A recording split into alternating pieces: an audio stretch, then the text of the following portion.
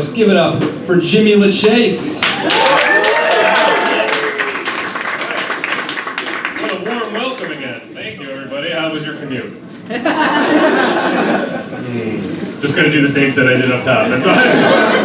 Recording in this one because Hoff's not on here. It's like, let's send it out to bookers. I normally don't dress like this, like a young Republican. I don't, like, but my family was visiting today, so I had to wear the camouflage, you know? And like, I don't want them to know how hard the city is. They have, what's it called? Money. It's so weird when you hang out with people in New York City that have money, isn't it? It's like, they're like, let's go to a place and buy a thing, and you're like, why? There's a bodega with a weird one-eyed salesman over here. They make great sandwiches. Why am I gonna go to a store? I can just go to a place. It's like shopping in prison, you know? So bad. But I like my family. I'm not like one of those, you know, like some people have problems with their family. I got lucky. I like my family. I'm not crazy about the kids in my family, though. I like them. They're all very cute, but they scare me. No one here is scared of children. You all had perfect commutes and you're not scared of children. Oh, okay, fine. No, because kids do this thing where it's like they're the creepiest things in the world and they have no idea they're being creepy. My 6-year-old nephew, he's one of the most adorable children I've ever met in my life. He just has like a smile that lights up a room. It makes you think of like puppies and whispers of dreams. You know, you're like, smile at me, little Max. And he's like, smiles. And you're like, yeah. I know what rainbows feel like now. But we were walking around the other day, I met him in the park, and we're walking around, and he comes up to me, and he gets real close to my face, and he goes, Uncle Jimmy. I go, yeah, Max. He goes, soon the sun is going to be a big black hole. And then he ran away giggling. He was like, nah, gotcha! None of this matters, bye! Like, he figured out nihilism at 6. Like, very advanced, we're very proud of him. He's going to a special school. Where they just give them, you know, black cardboard paper and they say, draw your pain. He's getting all A's. He's got me as an uncle, that's why he's got a good sense of humor. He used to see me when I drank, though. That was always, he was around back when I drank. I'm 32 now, right? That's how much I used to drink. I had a pause. I was like, I'm 30. 2 is the number.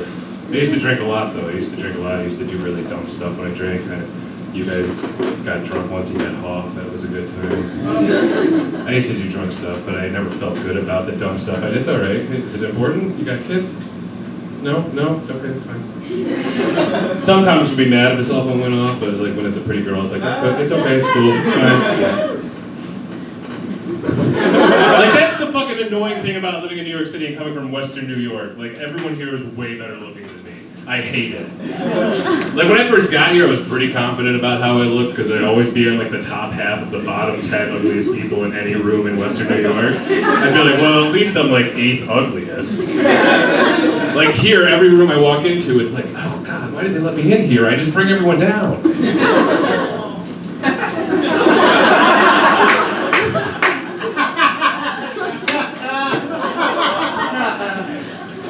I don't know if I should feel better or worse about that. I don't know. You know what? I'm going better because I'm on stage and I need the confidence and I'm about to tell a story about how drunk I used to get. Yeah.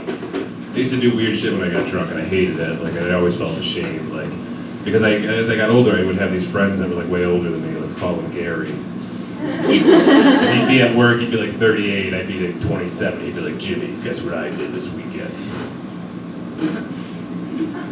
Drank an entire keg. Then I fucked a wall. Yeah, man, wall fucking, bro?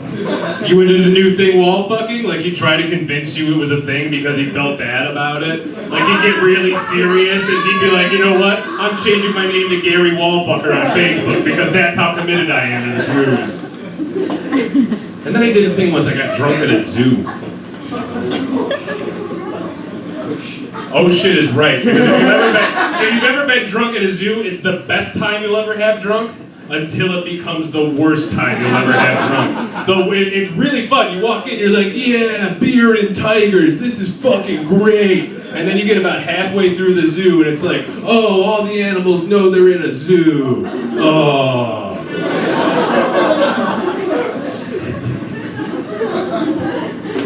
One of the worst things I ever did when I was drunk, this is when I was like, oh shit, I might have to stop drinking. My friend and I, we drank an entire bottle of Old Grandad. Oh, you've heard of it? For those of you who don't know what Old Grandad is, all you over 21 people, Old Grandad is a very high proof whiskey that has a picture of what you're gonna look like. You drink an entire bottle of Old Grandad, that's the logo. It's just an old man's face, just, you made mistakes. Like it's so high proof the bottle is wobbly, you know what I mean? It's like, my friend and I drank this entire bottle on the way to a strip club in Niagara Falls, Canada. From Rochester, that's an hour and a half. Have you ever been to a strip club in Niagara Falls, Canada? They're the saddest places on earth.